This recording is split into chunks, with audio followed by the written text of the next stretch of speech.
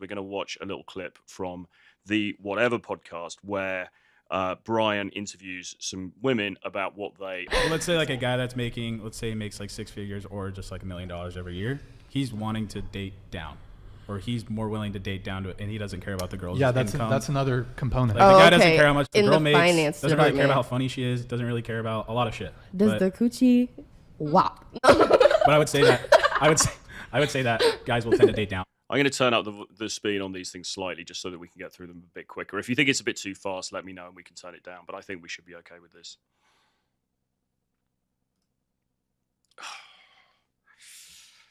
Sorry, guys. I'm not sure what happened there. Yeah, sorry about that. Talk amongst yourselves, dudes. I don't know what happened there. That is ridiculous. That's really annoying. Just completely lost the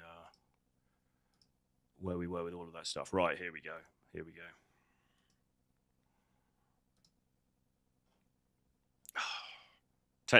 Technical hitch, dudes. Technical hitch. Sorry about this.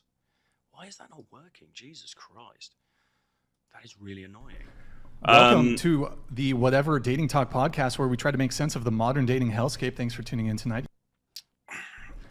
I mean, basically... to the Whatever Dating Talk podcast, where we try to make sense of the modern dating hellscape. Thanks for tuning in. That's really, really, really annoying. So sorry about this, dudes. I don't know why. I don't know why that's happening. That's really strange. But basically, so what we're...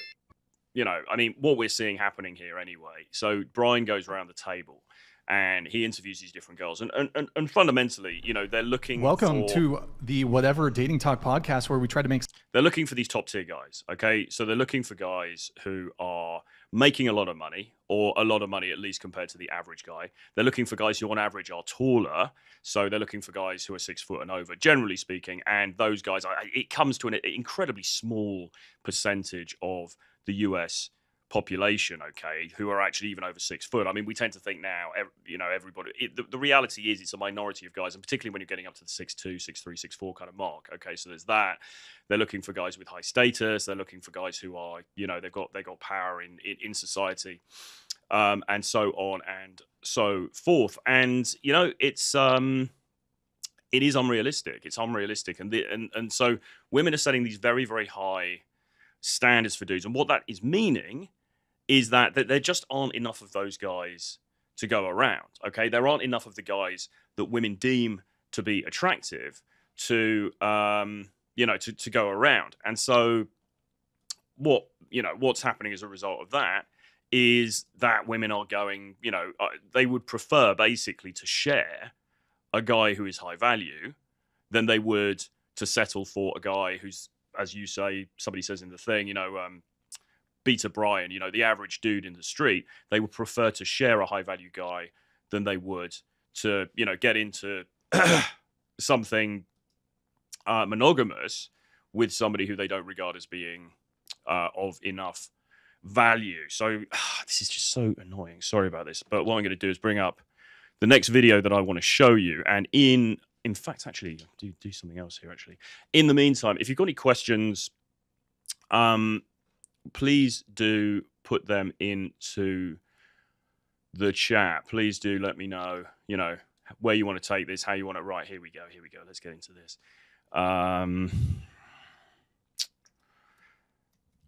Sorry, guys. I don't know what happened there. That was really weird. But yeah, put anything into the chat that you want us to talk about, any sort of direction you want to take this into, and we'll get into it. But I mean, fundamentally, you know, you've got this issue. So now the argument is, and in fact, actually, let's just see how quickly I can do this.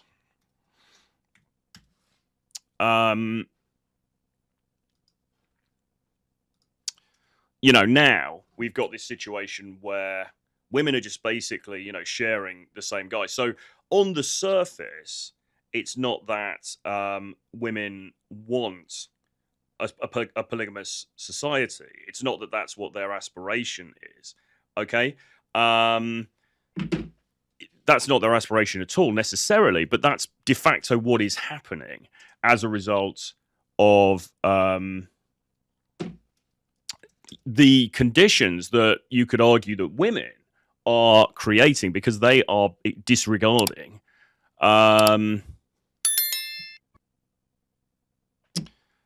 the vast majority of men. Okay, so it's becoming just this real problem, and this is why channels like mine exist, because we need to figure out ways around this. We need to address this, basically. Please do give me a like. There's 4 consecutive people in here at the moment, so please, we need at least 4 likes. Really keen to push this one up the algo, because I promise you, when we get this video thing sorted out, we are going to be getting into some important points here. At some point, sorry about the technical side of this. I don't quite know why. This is causing such a problem, but yeah. So the point is anyway that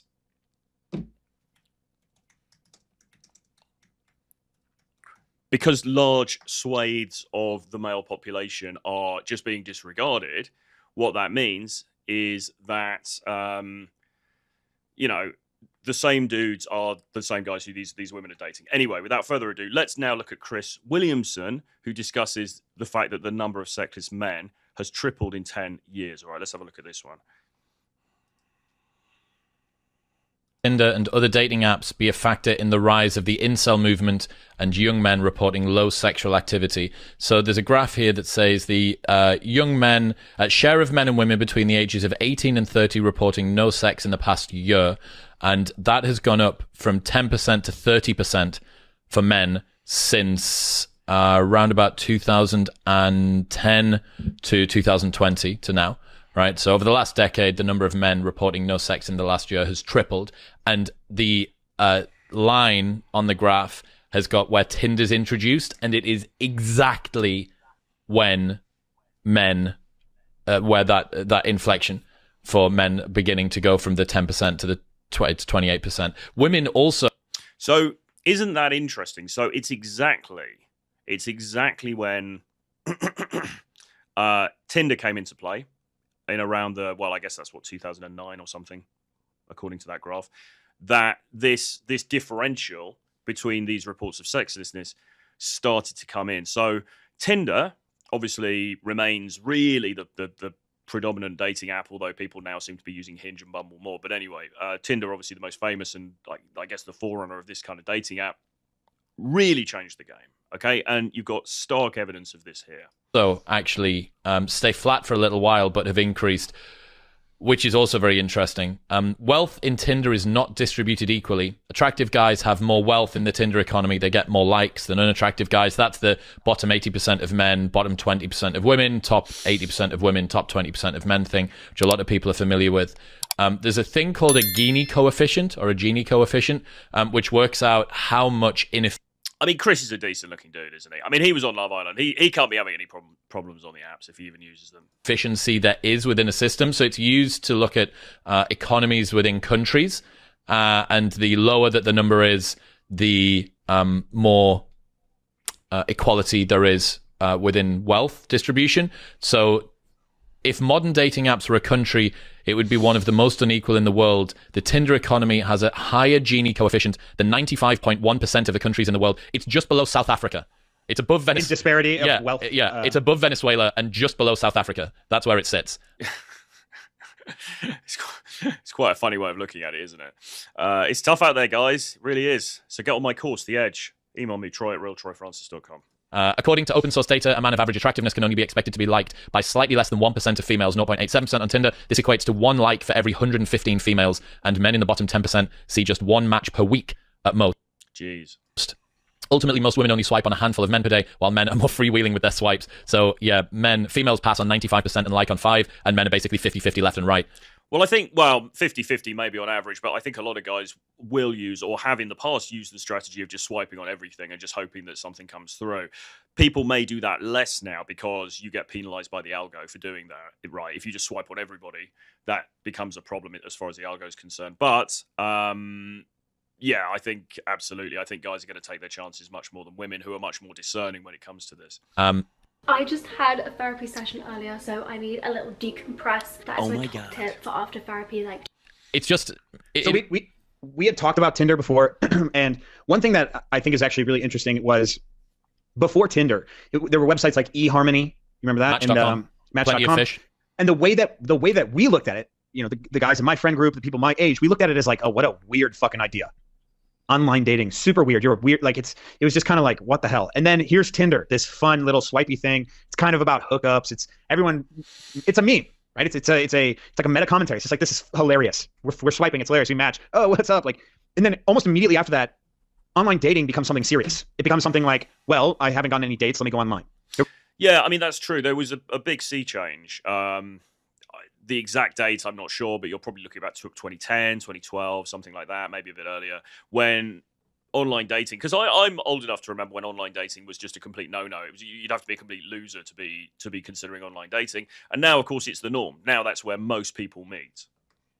There's really not much resisting to whether it's cool or not. You can resist whether you want to do it or whether it's legit or not, or if the masses are doing it. But if someone says, hey, I'm on Hinge, or I'm on Tinder, they're not going to get made fun of because it's just the masses are doing that. Whereas eHarmony and Match.com, like if you had done that at the time where they were very prevalent for, I think, older generations, it was definitely seen as a weird thing. That's the same as anything, though, right? There's adoption curves happen slowly. But it wasn't like eHarmony. It wasn't like we all jumped on eHarmony.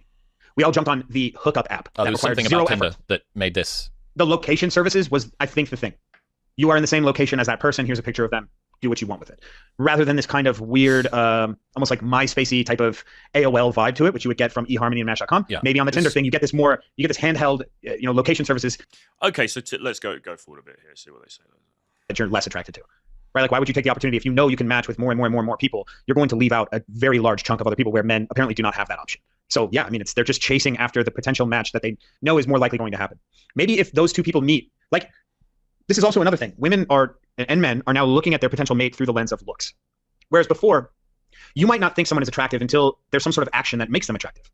Whether that's someone in your class or someone you go to the gym with or whatever, that interaction is what makes them attractive. And then you're looking at someone who, if you saw their Tinder profile or if you saw their Hinge profile, you would not have swiped. So maybe that's occurring less. Potential mates, like you just had on a guest who said that the worst quality to look for a long-term relationship is looks. Conventional attractiveness, yeah. And that is exactly what people are looking at when they get these apps. Well, I think that this... Yeah, and this is why, we still fly the flag for a cold approach, which is going up to people in real life and saying hello and having a conversation, right? Still flying the flag for that because, and people will always come back at me when I talk about this on X and they'll say, well, 90% of people meet online now. What are you talking about? You're a dinosaur, blah, blah, blah. But the reality is that if you actually meet in real life, you tend to get additional brownie points because it's not just this static image of you that conveys, okay, is this guy good looking? Is he my type or whatever? When you meet in real life, there's so much more to it, okay? You're able to convey your personality. You're able to convey something about you. You have a certain energy. You have a certain vibe. That vibe might sit particularly well with her. There are plenty of women who I have dated in my life who would probably not have swiped on me if it was on a dating app, okay? So 100%, this is correct what he's saying, and this is really an argument for why be on the apps, that's fine, but why you should actually be doing some in real life stuff as well.